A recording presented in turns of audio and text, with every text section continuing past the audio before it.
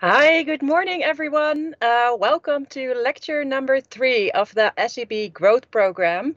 My name is Lonneke. I'm the founder of the Sprint agency based in Amsterdam, the Netherlands, and I will be facilitating today's lecture number 3. So what we're going to do today, I've prepared a little presentation and an overview with a schedule for today. And I have this prepared for you. So I will share my screen to also share this with you, of course. So let's get started. There we go. So on behalf of the SEB Growth Program, I will be facilitating today's lecture, and the theme is focused on the Lean Startup methodology, the value proposition canvas, and the design thinking, and design sprints as a very practical approach within that methodology. And it's also really focused on how to validate your solution based on actual customer needs and expectations that they have. So really going back to the why you're doing the thing that you're doing for your customers. So let's get started with the program. Well, now we have our little introduction, of course, before we get started. And after this, I will share some information about the Lean Startup methodology for the next 45 minutes, more or less, where I will also deep dive into the business model canvas and the value proposition canvas. After this, we will continue with a talk about design thinking, and then specifically the design sprint, where I will basically teach you everything to know there is about a design sprint approach and how to also apply this yourself. And at the end of this whole lecture, we have a last Q&A, where I will try to answer all of the questions that you have during this whole lecture. So then I will get back to that. Then we can continue with the first slide, or the first element of this lecture. This is the Lean Startup methodology in a nutshell. We don't have the whole day, so I try to capture the most important elements of the Lean Startup approach in this presentation. So let's go. The first part is framing. So the book, the Lean Startup methodology, is based on the book from Eric Ries. It's called the Lean Startup, makes sense most likely. And he wrote it because he's really seen it as a scientific approach to startup venturing and startup building, and basically validating assumptions before you actually start to build something or start to develop something or code something. So it's been highly successful since I think 2008 when it came out, around about that year. And after this, another book appeared, which is The Startup Way. It's, of course, in the same theme. So if you're curious about this information, I highly advise you to read or buy this book somewhere just to get a better understanding of the methodology behind it. Today, we're going to talk about that specific approach. So the Lean Startup is a set of practices that really helps entrepreneurs or startups increase their odds of building a successful business. It is important to know what a startup is and also what it isn't. And therefore, I have made the next slide. So a startup, there's a lot of different understandings of what the definition of a startup is. But what Eric Ries says is that it's a human institution designed to create a new product or service under conditions of extreme uncertainty. So meaning that any type of venturing or venture building under extreme uncertainty is seen as a startup initiative, if you will. So it doesn't have to you don't have to be located in Silicon Valley, for example, to be a startup or a lean startup. So this is really the basis for the lean startup approach. So the goal of a startup or starting venture, starting business, is to figure out the right thing to build. That's the first thing you want to know, right? We'll also deep dive a little bit more into this later on, what you should and shouldn't do when you're starting out. But it's figuring out the right thing to build, and figuring out what it is that your customers are looking for and the problems that you can solve for them. And then, of course, last but not least, you need to know how much they are willing to pay for your product or service, because this will validate or invalidate the reasons or arguments for you to actually start setting up this business or not doing it. So in other words, the Lean Startup is a new way of looking at development of innovative new products that emphasizes fast iteration and customer insight. So you will pivot. I will get back to that definition later on, but you will basically get a lot of information from your customers by testing, for example, and based on that input, you will basically tweak your product or service to make it fit with the customer needs. That's the first thing that you will want to figure out when you get started. However, entrepreneurship is also management, so it's just not management like in the conventional context. These internal innovators, so this can also be in existing companies, for example, are actually entrepreneurs in the broadest sense of the word. So it's basically having that entrepreneurial mindset to figure things out. Steve Blank is one of the biggest founders of lean thinking, basically, and he also says very strikingly, a startup is not a smaller version of a big organization.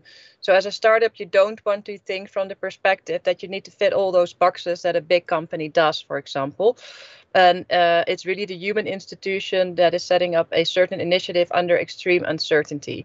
So yeah, this is one of the most important things to remember when starting out. What you want to do is actually fail. You want to fail small, you want to fail cheap, and you want to fail often. So this is the backbone of the Lean Startup methodology. You want to fail as much as possible, as cheaply as you can, and as often as you can, because if you can, then you can avoid these crashes. This is the Hindenburg, of course. Everybody knows this picture, apparently. And this is something that you want to avoid. So the analogy, of course, in this example is that you don't want to make a huge product or a huge service and maybe build your business or company for maybe three months to a year, and then find out that what it is that you've built or made is something actually that your customer is not looking for, and it's not solving their problems. So in other words, you want to fail quickly and as cheaply as possible to know and understand what you should change or optimize or adjust, for example. So you will know as quickly as possible where you can meet that customer, that product customer fit. And this is something that you will do in the Lean Startup approach by doing experiments, for example. We're getting to this later on. So you want to minimize risks as much as possible. And you can do this by using framing topics, which are here below. This means that you will start out initially when you want to set up a new venture or business or startup or whatever. You can start out with the business model canvas. The business model canvas is basically a blueprint of the business model of any company or any startup or any venture. Well, you will look at the costs on the one side, the relationships, the partners that you have, and also the revenue streams and the key resources that you need, for example, in order to produce your product or service. Then the second one is the value proposition design, or the value proposition canvas. We'll be working on this today. This is a design tool or a canvas where you will basically look at the specific needs that a customer has and then put it next to the product and services that you offer, and you're going to see where those services match to the needs of the customer and also where the gaps are potentially. So this is a really interesting way to see what you should increase on your product side to make sure the needs of the customers are met. Then customer development. This is something where you can mitigate a lot of risk when you're developing new products, because you will get a better understanding of the behavior of customers. And you can also use this, of course, when developing your product or service. So then we start off with the business model canvas. It describes, like I said, it's a blueprint, and it describes the rationale of how an organization creates, delivers, and captures value. So you want to start out with describing your target group, for example. You want to show this target group what kind of unique selling point you have and how it translates to a certain value that they are potentially willing to pay for. This is something that you want to figure out as quickly as possible, of course. And on the other side, you also have the cost streams and the revenue streams. So this is based on the business model generation. It's a very handy book for people who are starting out or individuals starting out, entrepreneurs also experienced. If they want to learn more about the business model canvas and how it's shaping today's and tomorrow's enterprises, basically. It's also widely used in larger existing organizations or corporations to basically reinvent their business. So it can be used at the beginning, but also basically to reinvent your business later on down the road. And it's also used for strategizing business directions for companies, for example. So this is the canvas. It is a 3D version, but normally we work in a canvas. That's a 2D, which you can basically fill in. I'll have a slide of this later on. So as you can see here on the right side, you have the customer segment. On below, you have the revenue streams. On top, you have a description of the relationship with the customer. With a little truck, it describes the distribution channels. So how do you get your product to that customer? In the middle is the value proposition. This is basically the heart of your canvas. This is where you describe the unique value that you offer. It's your product or service description. Then the key activities on the left side, the cost structure, the resources. So what type of people or individuals or resources do you need in order to create your product?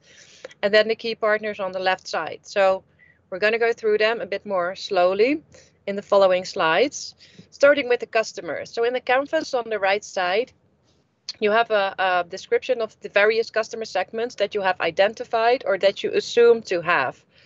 This is later on something to validate. So is this an actual customer? Is my service solving a problem for this individual or this customer segment? If yes, then that's great. And in some cases, you will learn that that your customer segment is a bit more narrow. So on the right side, in this case, you will write down a description of the various customers, target groups, or customer segments that you have in mind or that you think will buy from you as a customer or client. Then on this side, this is the core and the heart of your business model canvas. This is a description of your product and service. So what makes your product or service so super unique? That's what you're going to write down here. Then below there, you can see the distribution channels. So this means, how do I get my product to my customer? If it's a physical product, for example, then you might need physical transportation. But these days, of course, a lot of products are digital, which means that they will be either shipped or sent or mailed or something to that extent. And on the top side, you have the relationships with your customer, which describe, I will go down, which describe basically how you communicate with your customer. So how do you maintain contact? How do you communicate? How do you do your aftercare, for example? So these describe all the way that you interact with your customer. Then below there, we have the revenue stream. So if you then have ways to get your product to a customer on the right side, then below you can see the revenue stream. So meaning, how much do I get paid for getting my product to a certain customer? So that's what you describe there. Of course, this is normally just an indication. You use the business model canvas based on mostly assumptions because you're going to use it as a steering canvas basically to see what is the type of information that I need to get to know first. So this is this is just a calculation that you have made based on logical reasoning, I would say. And later on, you will try to figure out if this is actually true and if people are willing to pay X amount for your product and so on. So on this side, you can see the key resources. So meaning if I have a product, so for example, if I have product, let's get an easy example. My product is a unique app that documents and tracks sports activities, for example.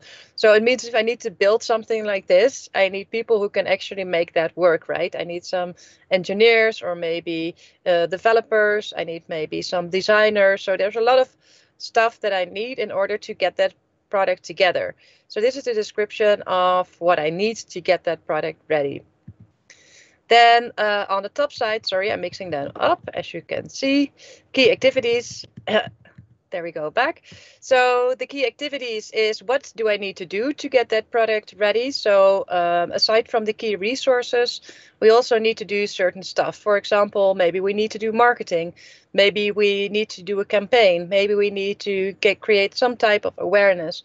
Maybe there's a lot of legal issues that we need to look at. So aside from the resources and the investment in the build of the actual product, there's also activities that need to be done in order to finalize the product.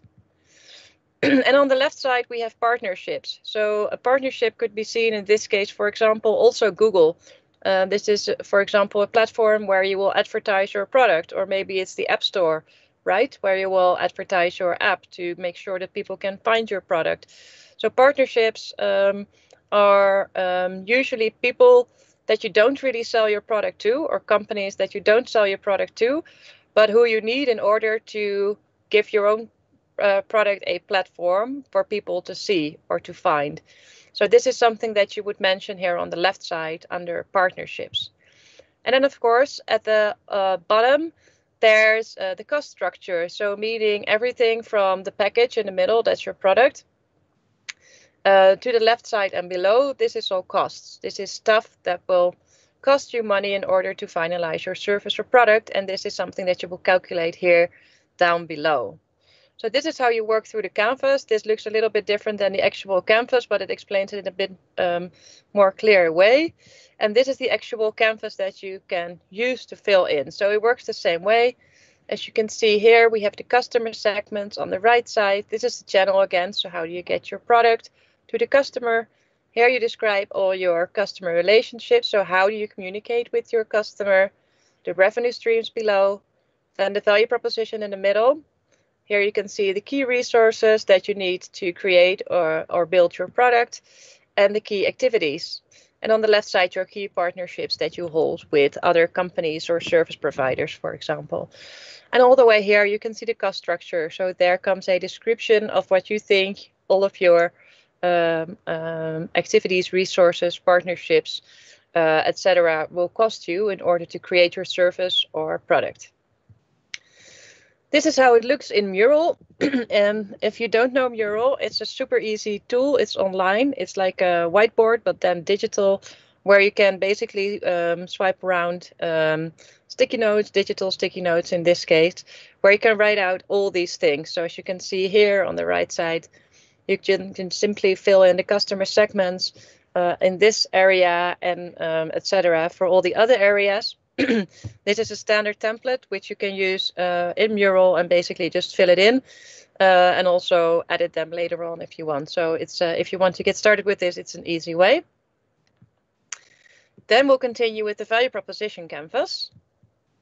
The value proposition canvas, and in this case, the value proposition design book, which I would highly recommend you to read to get an understanding of how this works. It describes the benefits your customers can expect from your product and services.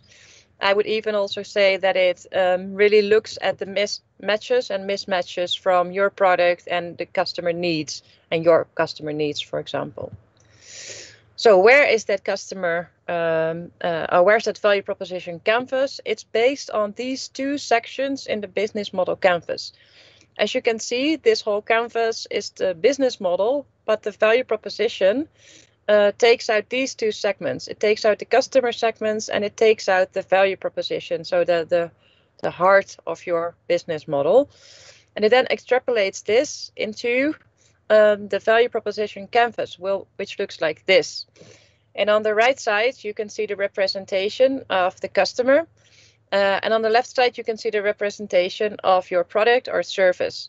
I will now go into detail to explain every section and how you can fill this in. So the value proposition is a tool that really allows you to design, test, and visualize the value of your product for customers in a structured way. So what does this mean? It gives you the insight that you need to get a better understanding of what your specific customer needs are. This is, of course, still based on the assumptions that you have, which later on needed to be actually tested. But it's a really nice reference panel or canvas to look back and say, okay, so which are the riskiest assumptions regarding our service or product that will eventually mean that our product will fail or our product will be a success. So you can use it as a reference to really understand what your customer needs and see if you're offering something like this. If not, it means that you need to pivot or change or edit or adapt a little bit. So how does this look? Again, this is the right side of the canvas. So this is the circle on the right side. It represents the customer.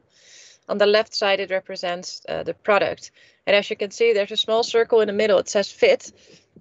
What is important that the product that you offer, you want to have ideally a perfect fit with the needs of the customer, right? Because if you can, then you will have a very likely chance to be very successful. If you cannot match all of those needs of the customer, it means that there's quite some gaps that you want to answer. Otherwise, it might mean that your business or startup will fail, since you're not solving their problems, which is essentially what you want to do. So let's go back to this one. So on the right side of this customer segment, we can see customer jobs. And these are not in general the jobs that you, like the working jobs that we're talking about. Customer jobs means what is a customer in your field or your industry? What is he or she trying to get done during a day? So it can be, for example, let's get an example. Yeah, let's use the same example of the sports activity app, for example. So when I'm quite active and I'm outside and I'm walking or hiking or cycling or kayaking or whatever it is that I do, it's frustrating that I can't see my activity, for example. So one of the things that my customer job is that when I go outside, I want to see my progress, for example, or I want to see my overview, or I want to get a better understanding of my health. So these are all things that I'm trying to get done in this specific domain. When you're trying to get it a bit broader, because we're now talking about a specific service or product already, to make it a bit more logical, you can take it a bit more broader and you can say, okay, customers or potential customers who are quite sporty, what is it that they're missing? What is it that they are trying to get done? What is important to them? So that's what you fill in on the customer job side. On the lower part, so here with the unhappy emoticon or the unhappy face, these are all the frustrations that people experience on a day-to-day basis regarding that specific field. Maybe we can use a very easy day-to-day example. For example, grocery shopping. Grocery shopping and jobs to be done, for example, on the right side is that you want to get your food as quickly as possible and you want to find it at most logical places, right? And then the unhappy face section basically represents all the frustrations that people experience within that domain or industry, in this case, the supermarket as an example. So what are the frustrations that people experience or feel? So these can be emotions, these can be opinions, these can be behavioral patterns. For example, at the supermarket, I find it super frustrating that they flip around the closet so I can't find the stuff that I need. So this is a frustration. As a supermarket, this is something that I can easily solve, right? It will make their life much happier, apparently, because this is a frustration. So in this specific section, you're going to write down all the frustrations and unhappy feelings that a customer or potential customer has. Then on the top side, you're going to describe, so I'm going to flip to this one. So this is called pains. You're going to, describe all the unhappy and unsatisfactory outcomes or experiences. Then on the top side, you are going to describe the beneficial experience that people have that they perceive as nice, or it gives them a nice feeling, or it gives them a specific concrete benefit, or something of an additional gain. So what does this mean? Again, the supermarket example is not only can I find my products in the right spot, it also is clearly stated what the actual contents of each packaging is, for example, or I can easily find the pricing everywhere, or it's structured in a way that it gives me a very clear overview. So it's not necessarily something that they need to get done. It also doesn't have anything to do with that what makes them unhappy, but it's an additional beneficial, nice experience that they have, which makes them happy. So this is the customer segment. You're going to describe these 3 segments. You can also fill them in again with sticky notes, in Mural, for example. And then we're going to the left side. So again, clicking all the way back to this one. We're now moving from the right side, the customer segment side, to the product side on the very left. So here we're going to start out with a description of the product or service that you offer. So, and you're going to describe everything and all the services and features that are built around your product or service. So I'm going to use this example again of the app. So if this is again some kind of like a sports activity tracker, for example, I'm going to describe everything that makes it so special. Let's assume that this is your product or service. You want to, of course, put something in the market that is very unique and nobody else has it, right? So you're going to describe here what makes it super interesting, and also describe it in a very tangible way, so people can really get a good understanding of what your product and service really provides for people. Then on the lower side, the pain relievers describe how your products and services alleviate pains. So, for example, our product, if I'm now looking at this sports activity app, for example, it gives the pain, for example, that it solves, that people don't have to track, for example, the miles that they, or the kilometers that they've walked or hiked anymore. So they have a clear overview. They don't have to figure everything out themselves.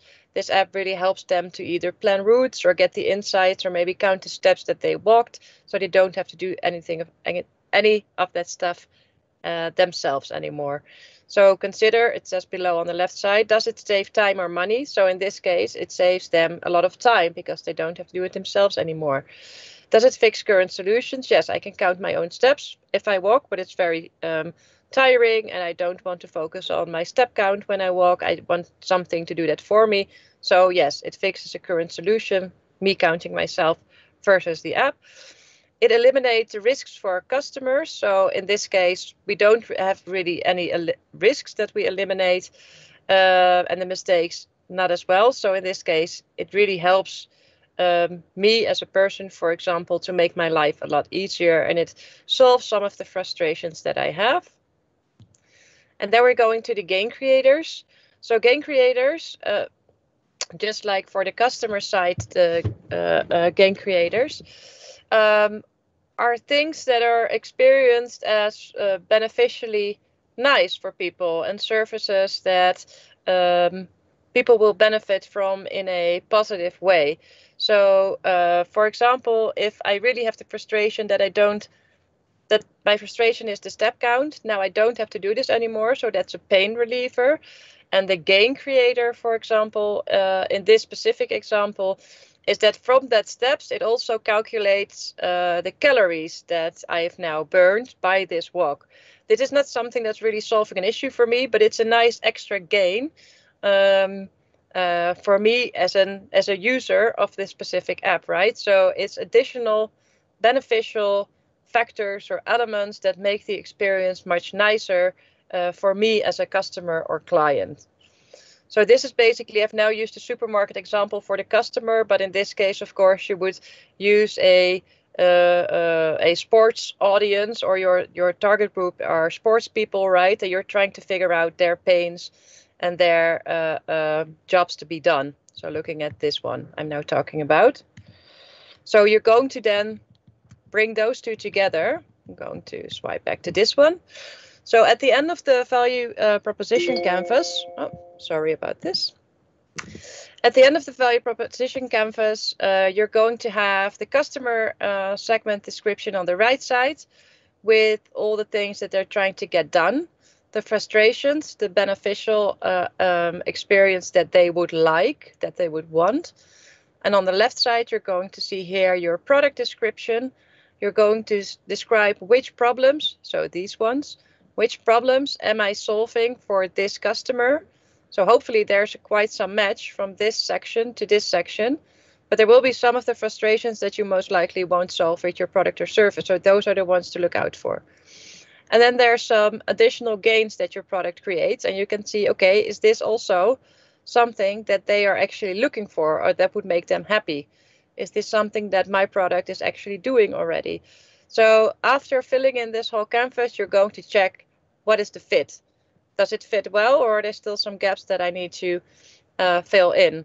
And you're going to use this canvas basically as a tool that will direct you to see what is the stuff that I am pretty sure about and which assumptions that I have on this side mainly do I want to validate. So validate is I want to check with the actual potential customer to see if this is actually true.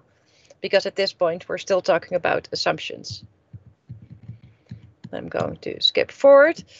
So make the USP, that's your value proposition. It means what is the unique selling point of your product. Make it as concrete and tangible as possible. So for example, save customers X time looking for good product offers. So time is of course a very broad understanding. Time can be short or long. So then rephrase it like this. My product saves customers, for example, 6 hours a month looking for good product offers.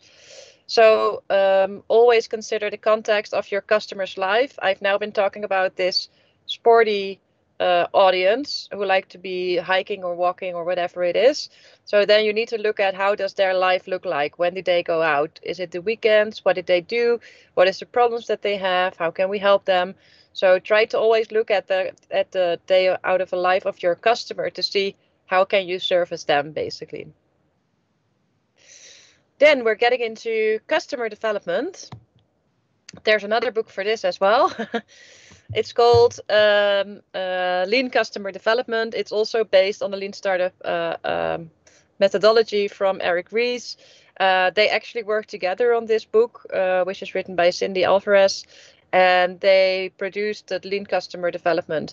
So it basically described how to build products that your customers will buy. It's really interesting, and it fits in with the Lean Startup book from Eric Ries as well. And in this book, and also in the Lean Startup approach, everything you do in customer development is centered around testing your hypothesis. So hypotheses are things that we believe to be true, but don't actually know. And it's not only about talking to people, it's really also doing experiments and by doing these experiments, for example, figuring out how the behavior of your customer really works, what appeals to them, what doesn't, and why is it like this. So it's much more a research about your customer in the broadest sense of the word, instead of, oh, we've done 5 interviews and now we know the answer to all of our questions, right? It involves a lot more work. So what you've been doing in the previous workshop and for homework was based on the search section here on the left side. So the customer discovery and the customer validation phase, where you basically stay in and you pivot all the time, where you will try to figure out who your customer is. You will then try to validate to try to see if it actually is the fit for your value proposition, right? What we've just talked about. If it's not the case, you pivot, you go back and you start again with the discovery. You basically stay in this phase as long as you have validated insights that the customer that you have validated is actually the perfect fit for your product or service. And only then you continue to the execute phase, where you will say, okay, customer creation and company building. So this involves, of course, the business model. You will deploy pilots or MVPs. MVP is a minimum viable product. I will get to this in a bit. And only then you will decide if you will start to build your business or if you will then go back one step, basically. So this is the most essential phase before you should start building anything. Especially in the Lean Startup approach, you might do some experiments to figure things out, do research, do interviews, try to really understand the behavior of your customer and try to see if it fits with the services or products that you are building or that you want to build. So the exit criteria per stage is always here in the middle. Like I said, you want to pivot as long as possible or as short as possible, but you need to do it as long as possible until you have actually validated your customer. So customer discovery exit criteria. So this is the exit criteria here in the middle. So what you want to know for sure at this phase is, what are your customers' top problems? So what do they want to pay to solve them? This is really something that you want to have answered. Does your product concept solve them? Do customers agree? So don't try to sell your product, but try to figure out a way to research and get an understanding of what their belief is on what the solution should be. Draw a day in the life of the customer. So try to get an understanding of how your customer really behaves on a day-to-day basis to get a better understanding of what it is that you should offer. Customer validation exit criteria. So like I said, the BMC, this stands for the business model canvas. You want to have a proven roadmap. So this means that if the cost structure is very high and the revenue streams are very low, we can most likely say that it will be not profitable. So this means that either your product cannot be sold for more, or you're not solving a real problem. It means that you need to either pivot, or you need to figure out if there's potentially a new customer segment that you can offer your services to. So you need to have a validated business model canvas. You need to have a full understanding of the sales cycle. So where does my product start?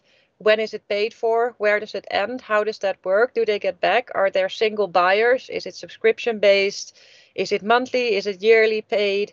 So you want to have a full understanding of the entire sales cycle. You also want to have a understanding of the return on investment. So if I do a marketing campaign, I want to get a revenue of $2, for example, or €2 for every single euro or dollar I invested, right? So there should be a type of return on my investment. So you want to have an understanding of this as well.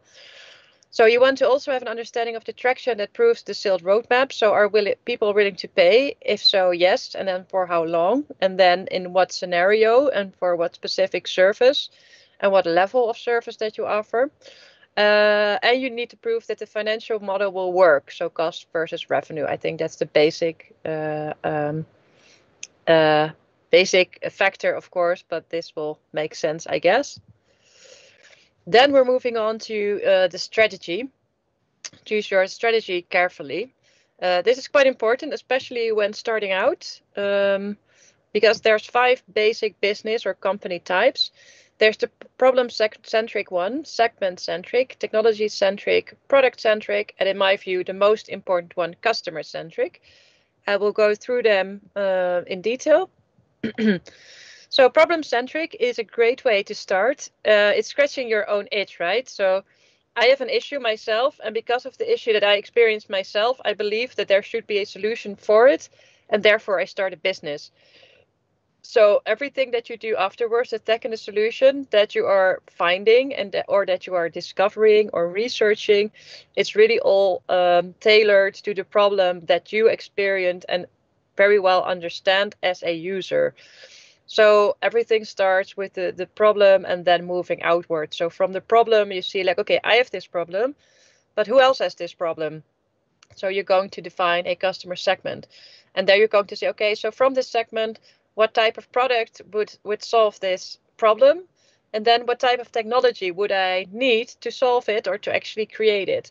So this is a great way to start out a business. It's called problem-centric. Then segment-centric. So this focuses on a group of people that have a specific issue and they build a business around this.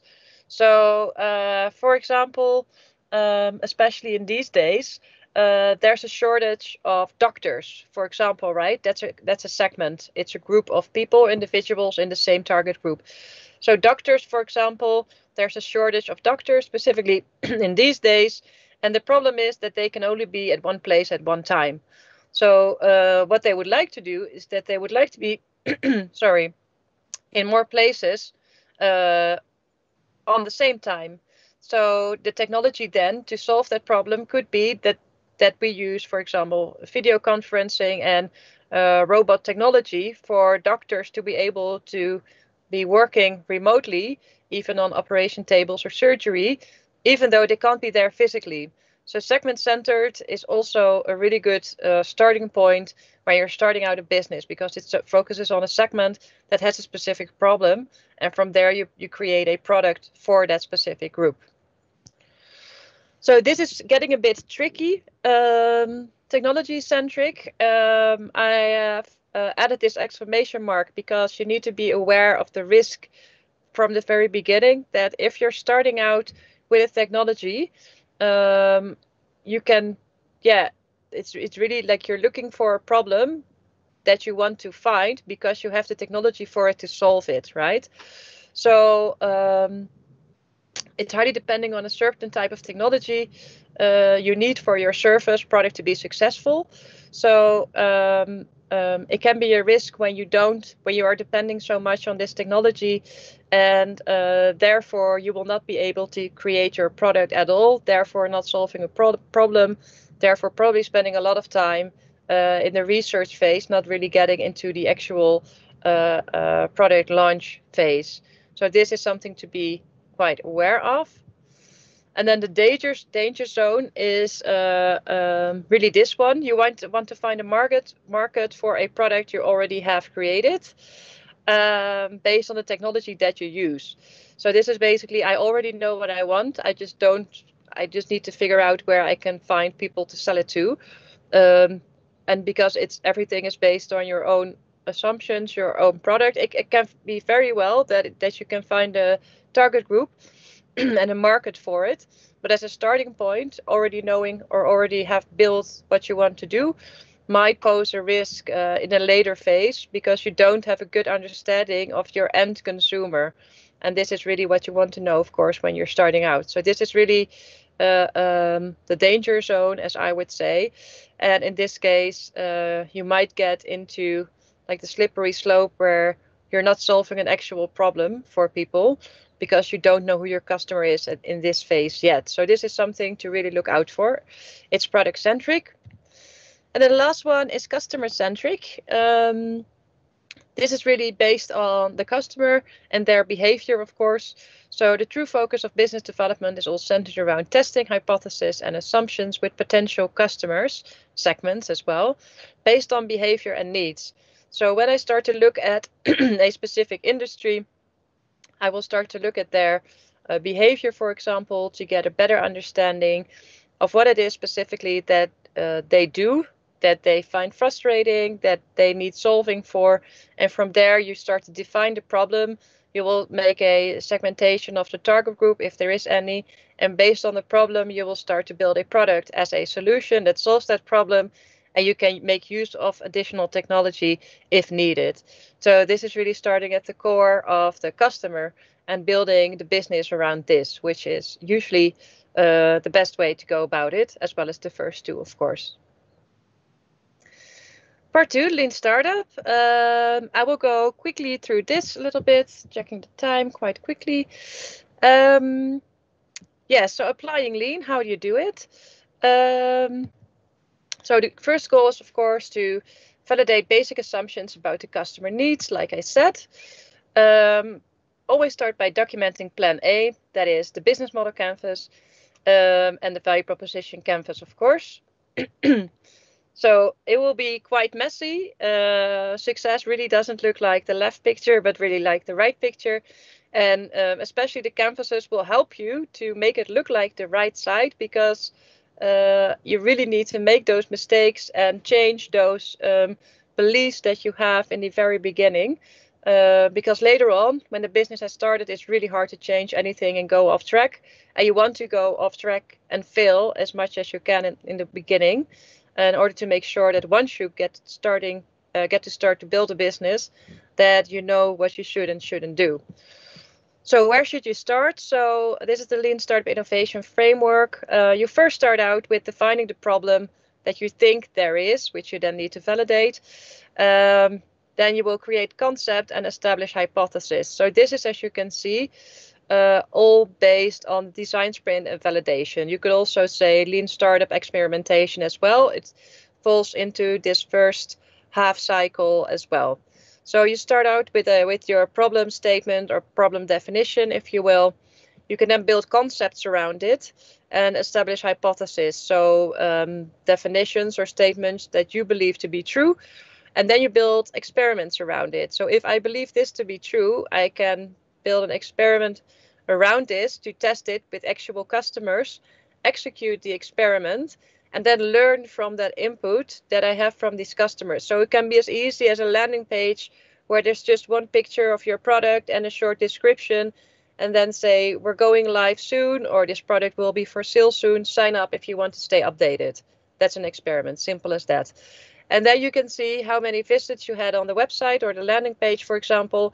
If only one person applied, it means that there's something off or there's information missing or your product visualization isn't clear.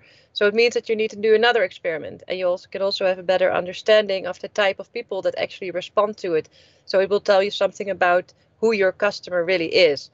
So if you've done a bunch of those experiments, you're going into the minimal viable product build. At this point, you already have quite a good understanding of who your customer is, and you're going to then, after testing your minimum viable product, you're going to then build it into a pilot, which you can later on launch. So I would say this is actually already from here on, it's already the build phase. And in the Lean Startup, we're staying in this first two cycles, when we're starting to basically experimenting, validating, and pivoting. So the Lean Startup is really designed to teach you how to drive a startup. Instead of making complex plans that are based on a lot of assumptions, you can make constant adjustments with the steering wheel called the build, measure, learn feedback loop. So what does this mean? The core principles of the Lean Startup. So this is the steering wheel, your company's steering wheel. I would highly recommend you to use this. This is called the build, measure, learn loop. Where it is integrated in validated learning, experiment design, the minimum viable product that you can build, and innovation accounting. So how does this work? So you learn your plan A. These are the canvases, the business model canvas and the value proposition canvas. This is where you can learn from. A lot of information that you put in there, you will try to validate, right? So if I've said, for example, in my business model canvas that I find it, for example, so let's use the sports activity app again. I've put in this app on the customer side as a pain that I find it frustrating to have no step counter, for example, because I find it frustrating that I'm walking outside. I need to count all my steps. So then you're going to build something for it. This can be as easy as so now, of course, we have step counters, right? But let's say in the past there weren't, and they were developed. Let's build something. This can again be something as simple as a landing page where people can say, sign up here if you want to connect a step counter solution into your phone, laptop, whatever it may be. Then you're going to test it on this site, and you're going to measure, okay, so how many people applied?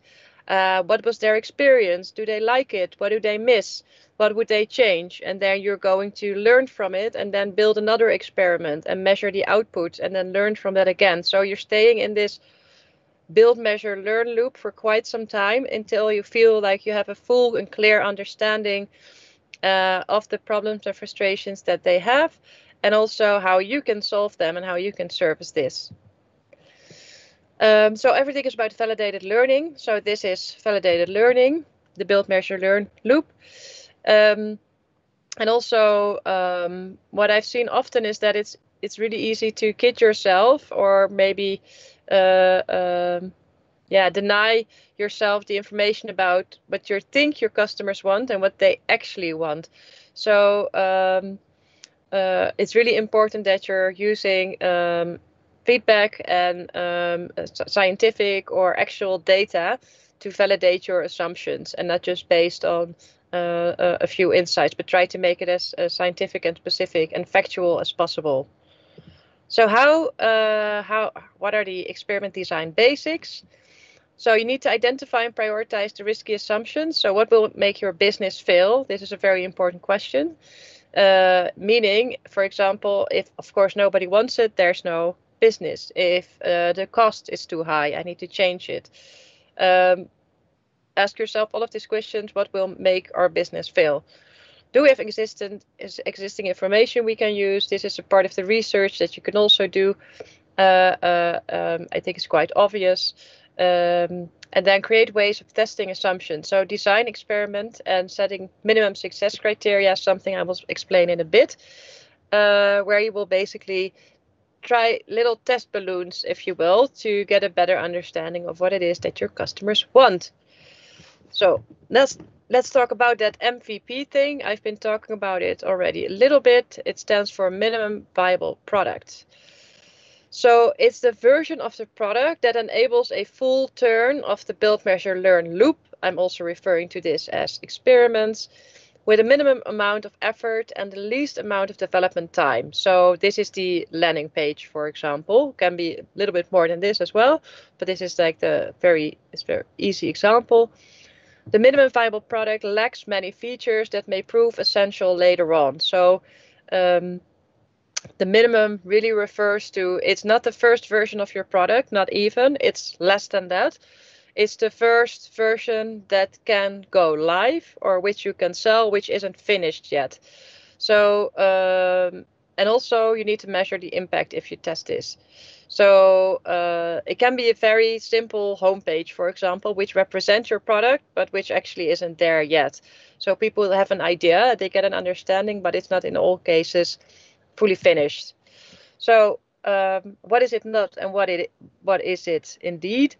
It's not like this. So it's functional in the sense that you can communicate the product or service that you have in mind, but it's not fully finished. So it misses the emotional design, it misses the full usability, it misses the full reliability, and it misses the it misses the full reliability. But it is functional in the basic sense of the word. So is that weird? Yeah. If this is new to you, then you would probably say, why would you ever go live or public with a minimum viable product? Because it will save you a lot of time, it will save you a lot of money, and it will give you a ton of data, feedback, and input about your product or the product that you want to build. So this is essential if you want to build a business that is based on solving actual problems of real customers. You want to launch something like this because it will give you the absolutely essential information whether you should do it and what you should change or how you should do it differently based on the input that you get.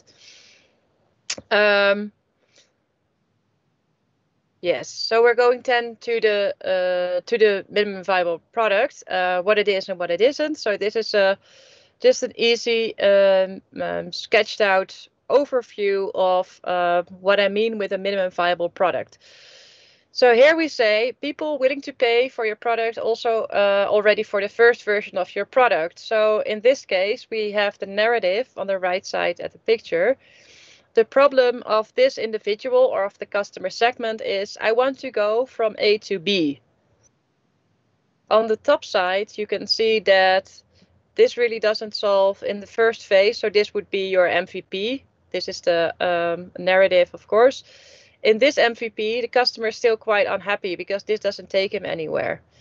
Also in the second part, that would be the second experiment or the second MVP, this also doesn't really take the customer anywhere. The same goes for the third MVP. Only when the finalized product is finished, the client is happy.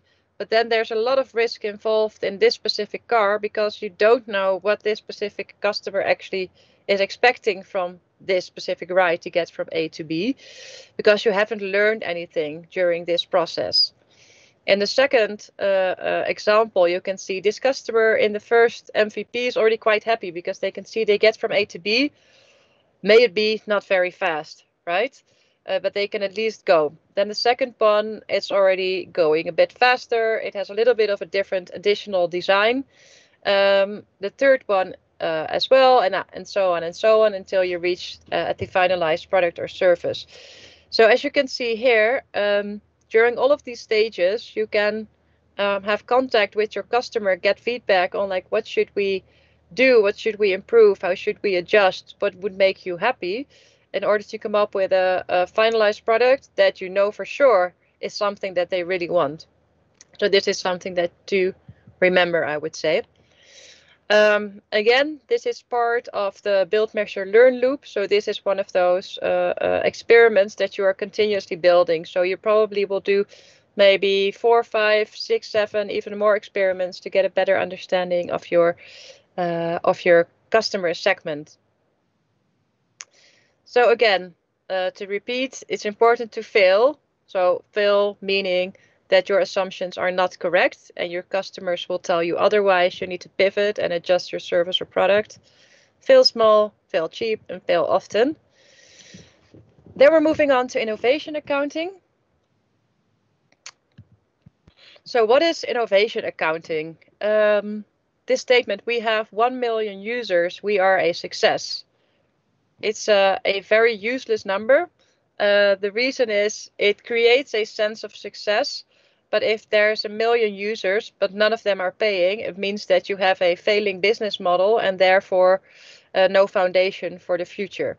So innovation accounting really focuses on what you should objectively look at and what you should do. So why is this a useless number?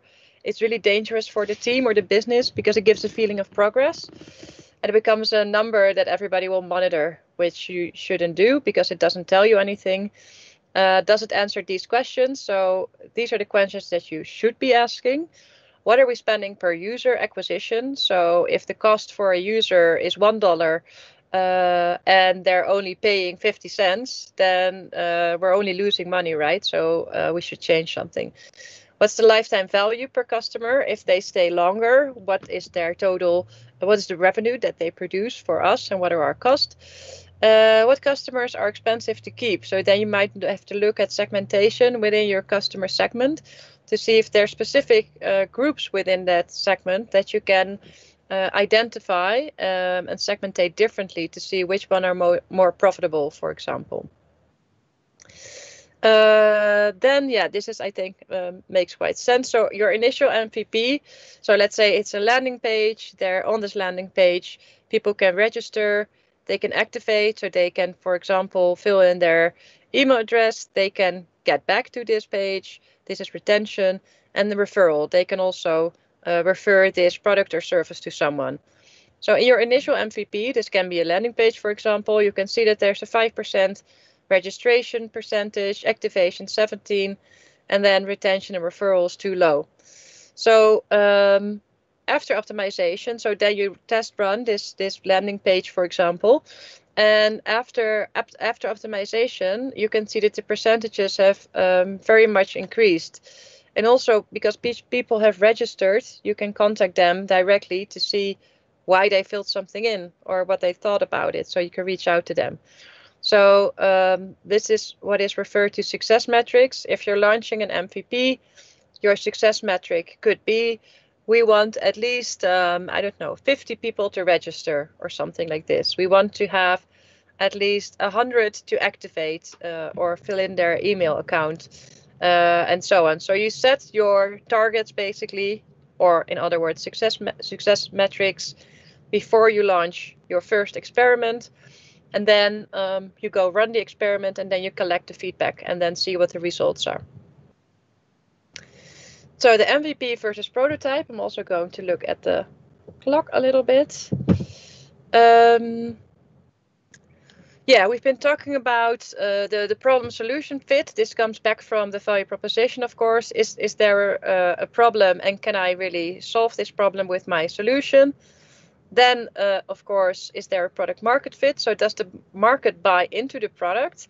And also, what are they willing to pay for it? Is that enough to finalize and conclude my business model? Make sure it's profitable?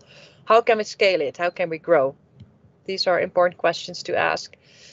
So what are the difference then between a prototype and an MVP? Prototype hasn't come back in this phase.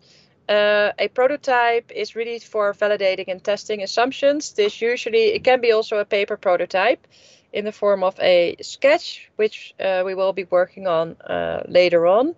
I will get back to that. And of course, the MVP, validating the product market fit, we've already run through.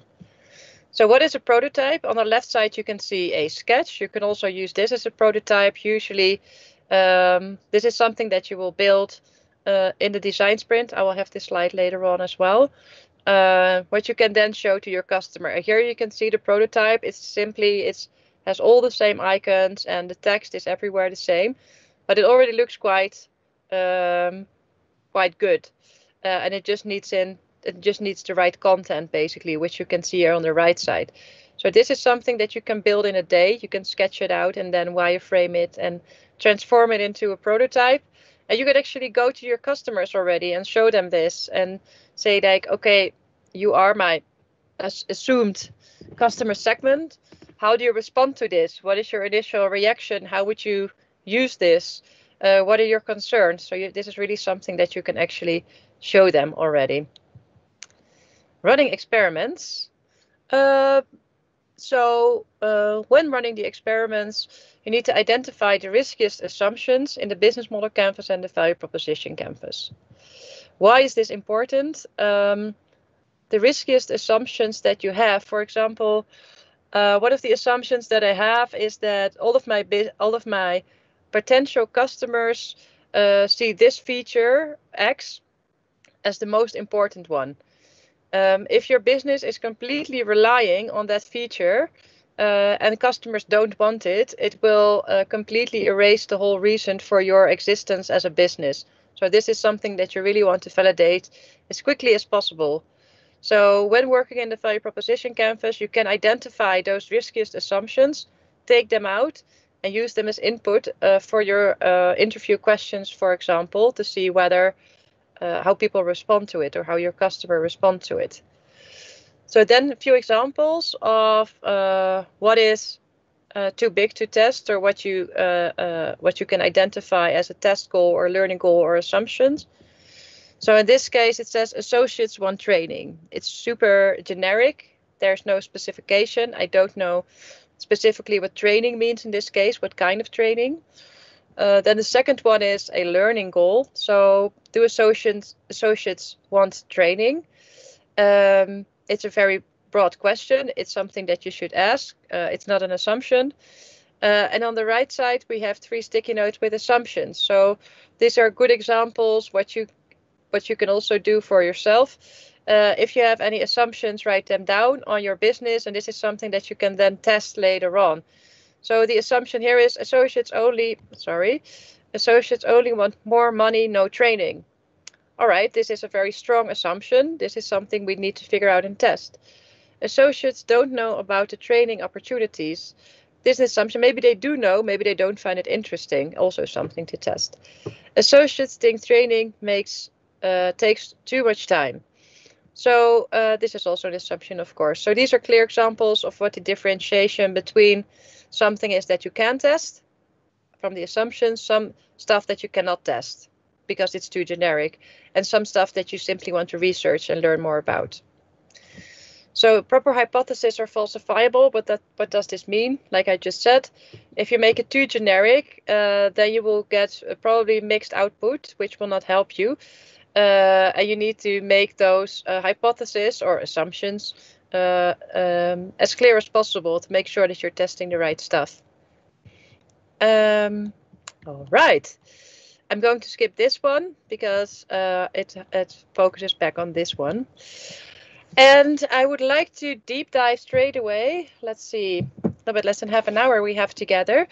I would like to close off the Lean Startup training and deep dive directly into the design thinking methodology and design sprint. It folds in quite well with the design Lean Startup approach, but it's a very unique and specific new methodology in itself.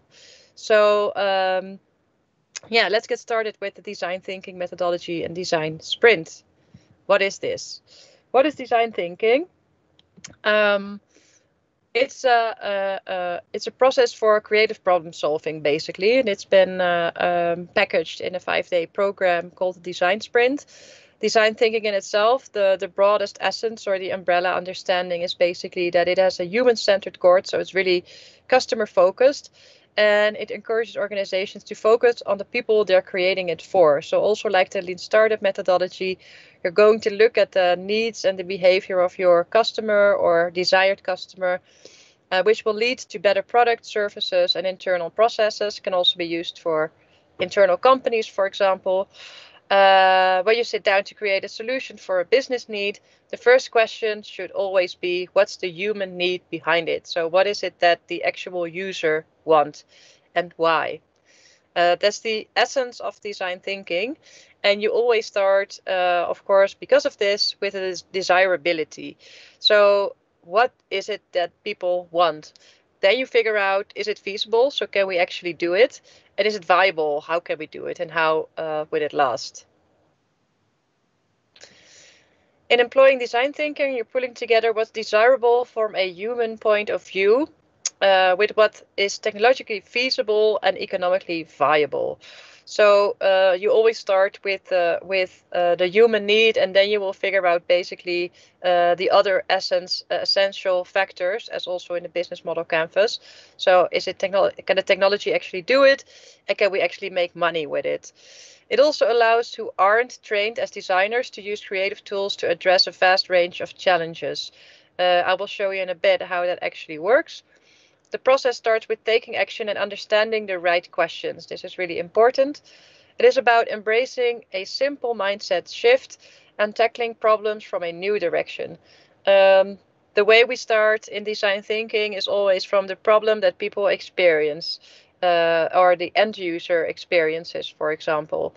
And then we're going to creatively look at potential solutions.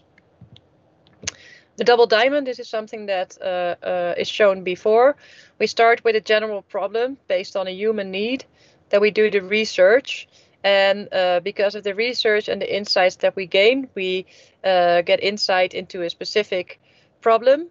We then go into the phase of ideation. So this is basically solution creation, multiple ideas that we have developed basically. And then we're going to see which of those ideas or combination of those individual ideas could form into a prototype, which then creates as a result a specific solution. So the whole design thinking approach is based on this double diamond, and it's packaged into the 5-day design sprint program, which is now also repackaged into a 4-day program. I'm still a big fan of the 5-day program, which I will talk about in a bit. So what can design thinking really do for you or your team or organization? It will help you better understand the unmet needs of the people you're creating it for. So these are customers, clients, associates, users, you name it. It's your end user, your target group. You can reduce the risk associated with launching new ideas, products, and services. So you basically, like in the Lean Startup methodology, you first figure out everything that the customer doesn't want, and you figure out what they really want and what they see as a frustration or problem that you could solve, and thereby you are eliminating all the risk.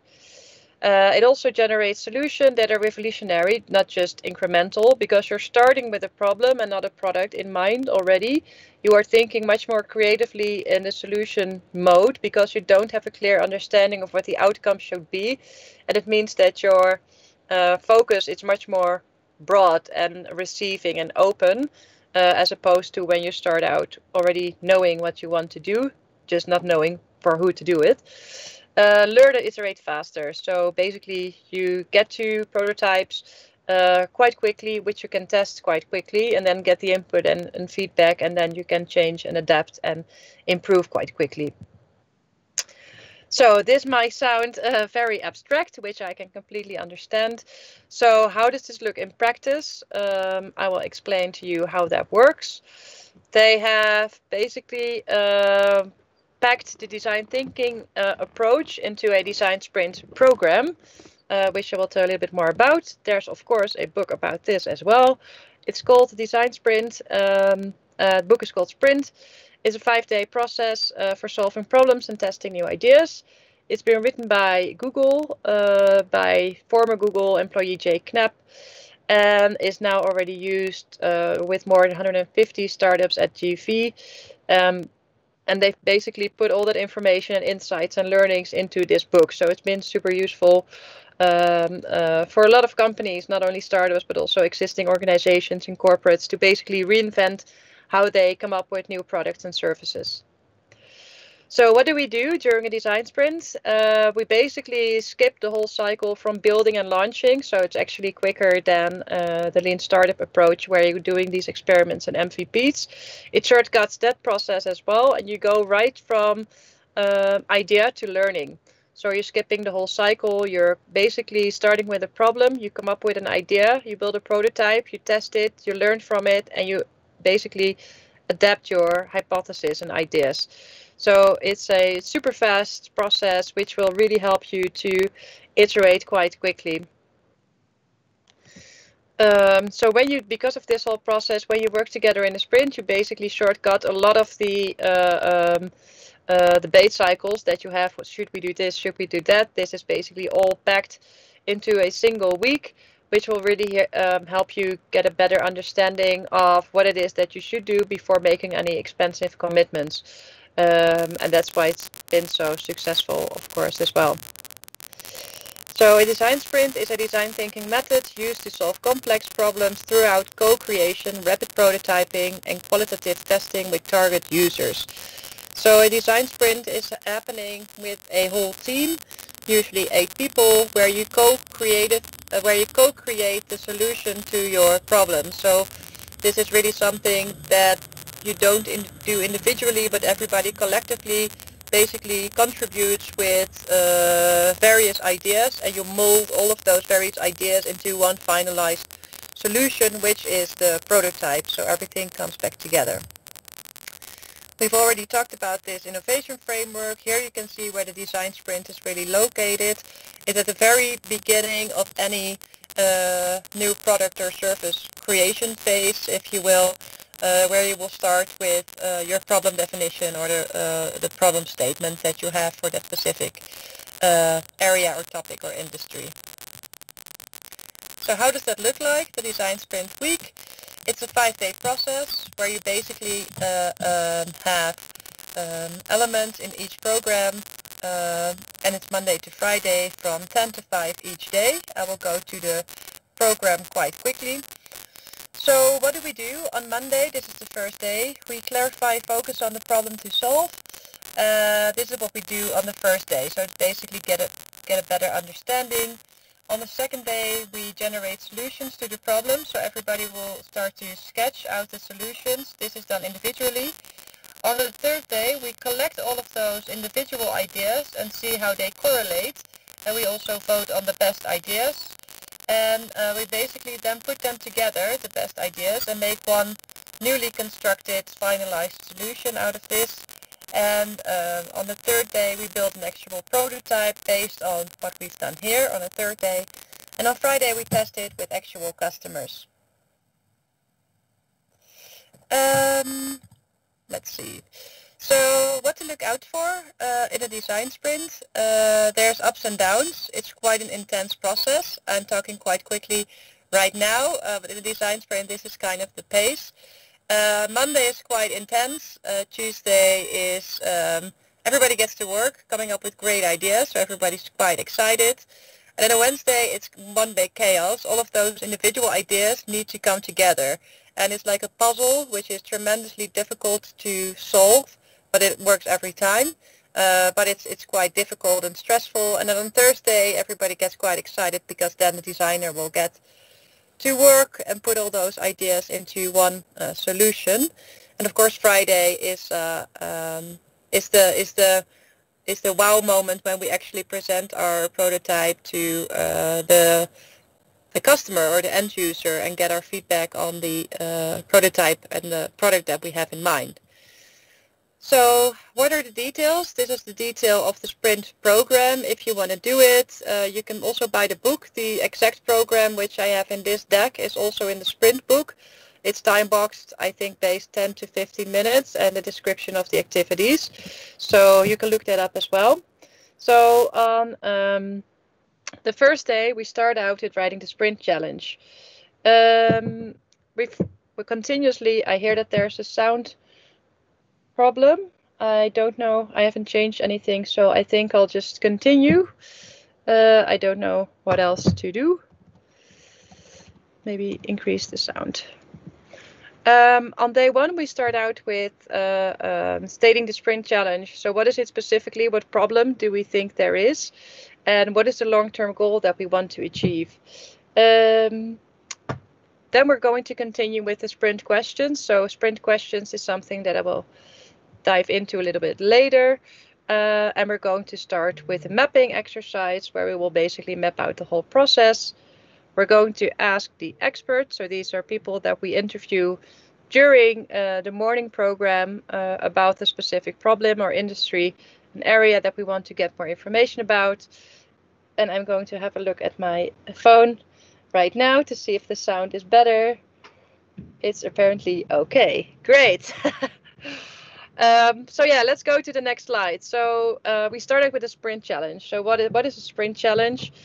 This is basically the problem statement, which we've seen in Lean Startup methodology, but also in the design thinking approach. We start out with the problem. So how might we is a great way to start a problem statement. In this case, we have how might we significantly increase productivity and reduce the loss of time of our clients by improving the dependability of our employees. So as you can see here, it's very tangible, it's very concrete, it involves a lot of detail. And this will help us a lot. If you make it too generic, it's basically to serve all is to serve none. Here it says specifically, how may we serve our clients by improving the dependability of our employees? So we're targeting already quite clearly on the customer segments. And we've also stated quite clearly the goal that we want to have here. Then stating the long-term goal, this is a bit more long-term, so this would be a vision statement almost. It's a bit more high over.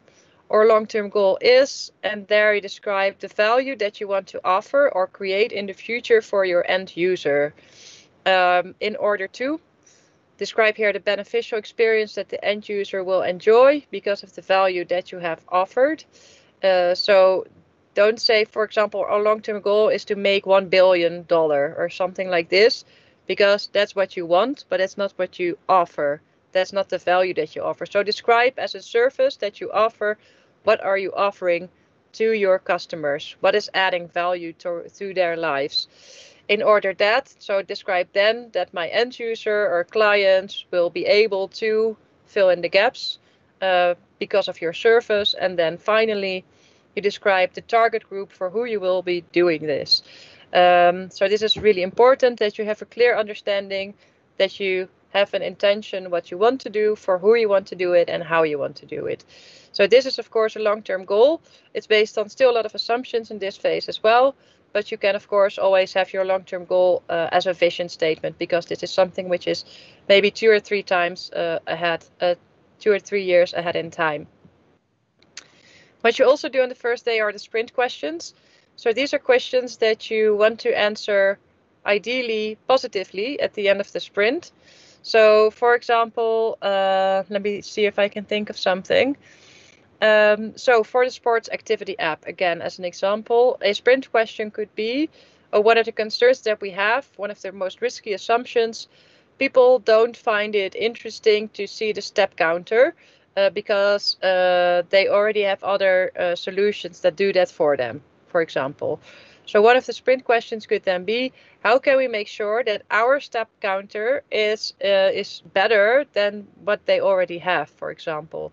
So you're trying to rephrase those concerns or risky assumptions into questions, which you can then answer by putting it into your prototype and testing it with your actual customers. And you make roughly 5 sprint questions before you get started.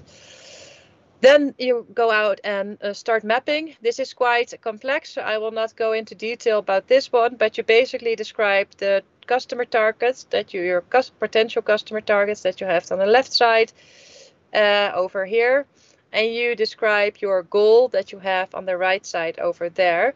And in between, this is basically a user journey where you describe all the steps that in this case a patient makes in order to get to that end goal. So this is usually it's quite a messy, chaotic map. This is quite clean and beautiful. I've never seen it like this. But this is basically how you map out the whole user journey when you start out. Then we have the expert interviews. So this is basically if you have a design sprint about the sports activity app, you would invite people into this sprint who have a lot of understanding about health, who maybe have a lot of understanding about how to translate health data into applications.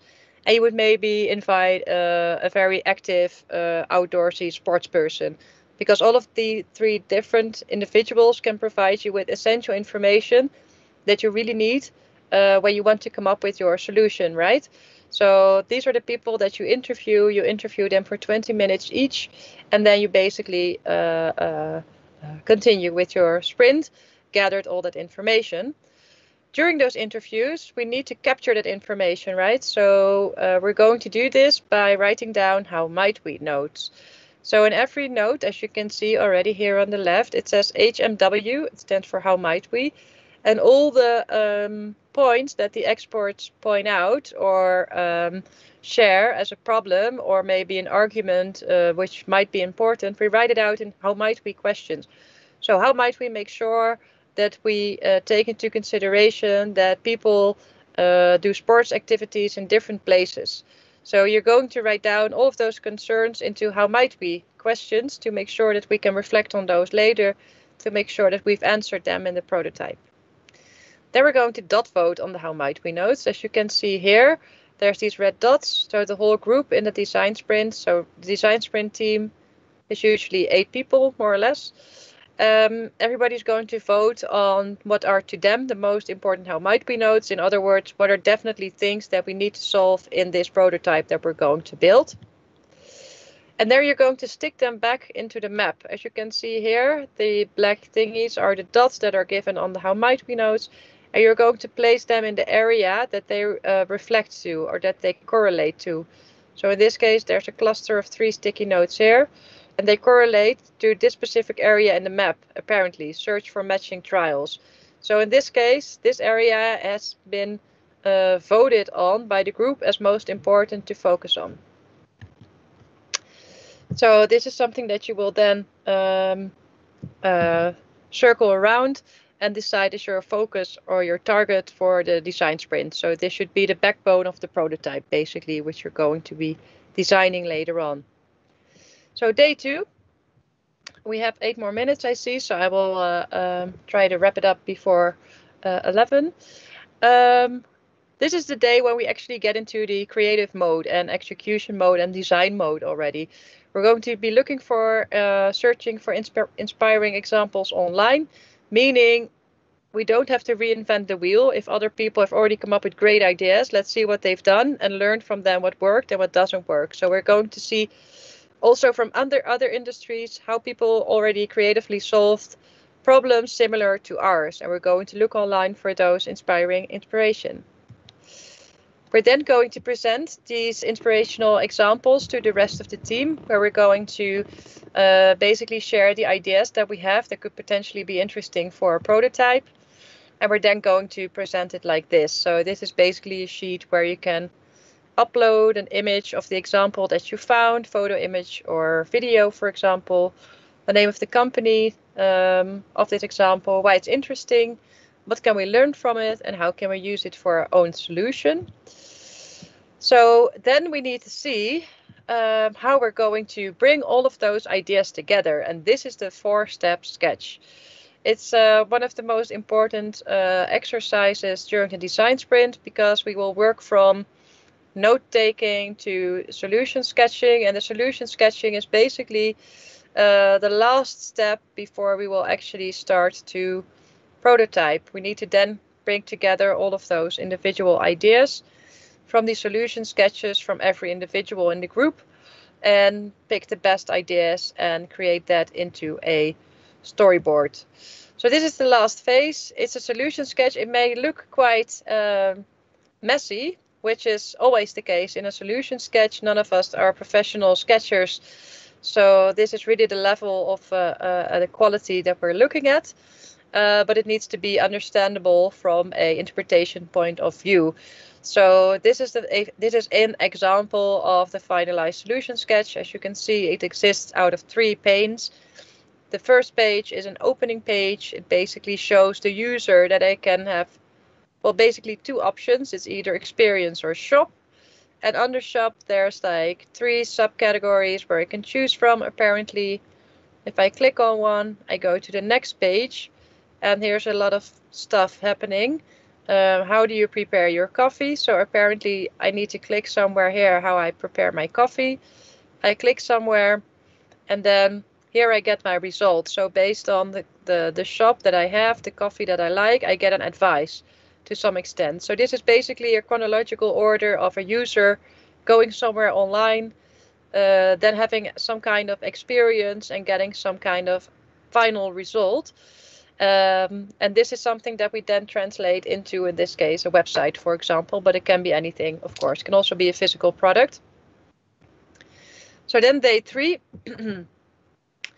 this is the art museum. Everything comes together here. Here you can see that we have now all the individual ideas from the solution sketch. We put it back together in a storyboard.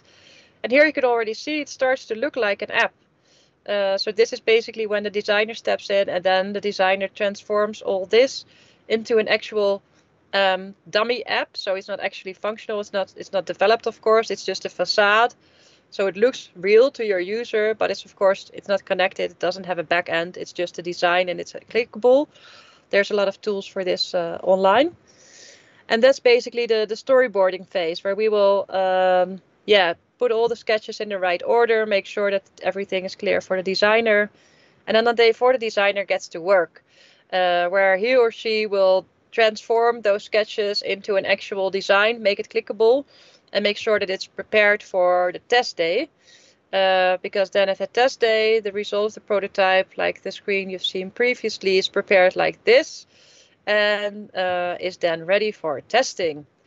So we show then the prototype to 4 individuals. So these are not just individuals. These are, of course, your end users, your end consumers. And we want to get an understanding of how they perceive our prototype. Do they like it? Do they understand it? What do they think about it? It's all open questions. We're not selling our idea. We're really trying to learn what we should do differently. So we are specifically asking for very objective and critical feedback, because that's the stuff that we, of course, will learn from the most. So that's what we do at the last day. And we then collect all of those insights in the so-called feedback grid.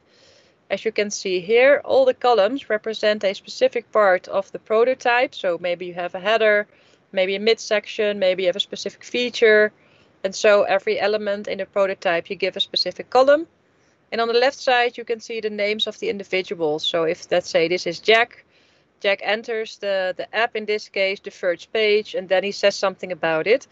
Well, as you can see, there's green, orange, and pink sticky notes. Pink represents negative input or feedback. Either people don't understand it, or we have invalidated our assumptions. Green is positive, and orange is neutral. So this is basically a very clear way how to get a very quick understanding of how this works. So we have 2 minutes left, just in time, and there are some questions that came in. Let me have a quick look. What's the minimal sample size for experiments to test MPP? There is no really, you can do multiple experiments at once. I would not advise to do more than 2, because you can do A/B testing if you're, for example, launching 2 landing pages to see which one works better.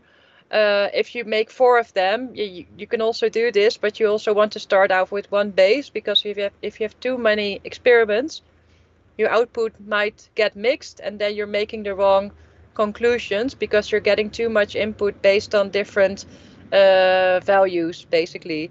So I would say if you start out, especially in the beginning, I would just say start out with 1 experiment.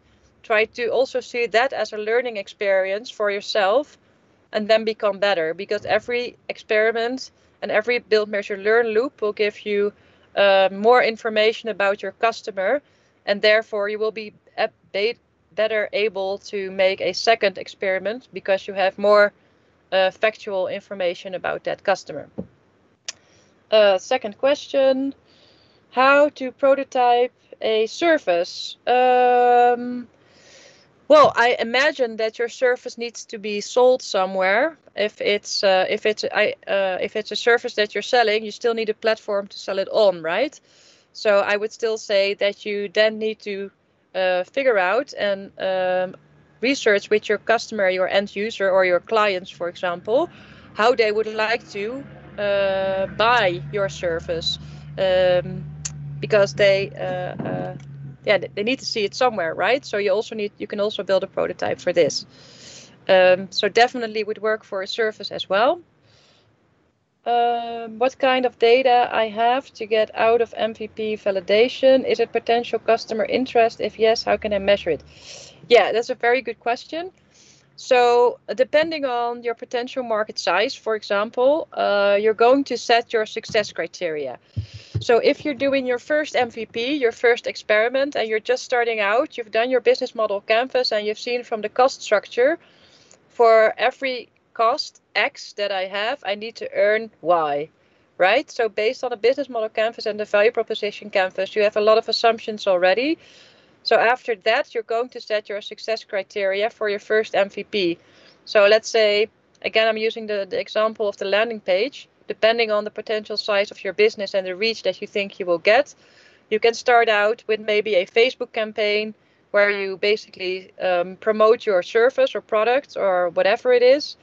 And from there, you basically say, from this Facebook ad, at least, I don't know, 20% should have clicked on the advertisement. And then from the 20% that gets onto my landing page, which is then linked, at least from that 20%, at least 30% needs to leave their email address, for example.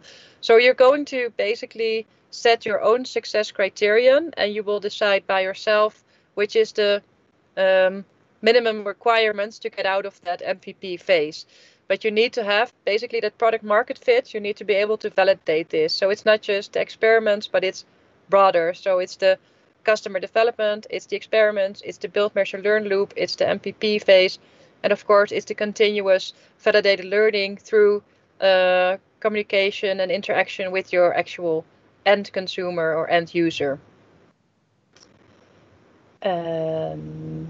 That's the last question. And it's 11:02. So I think our time is up.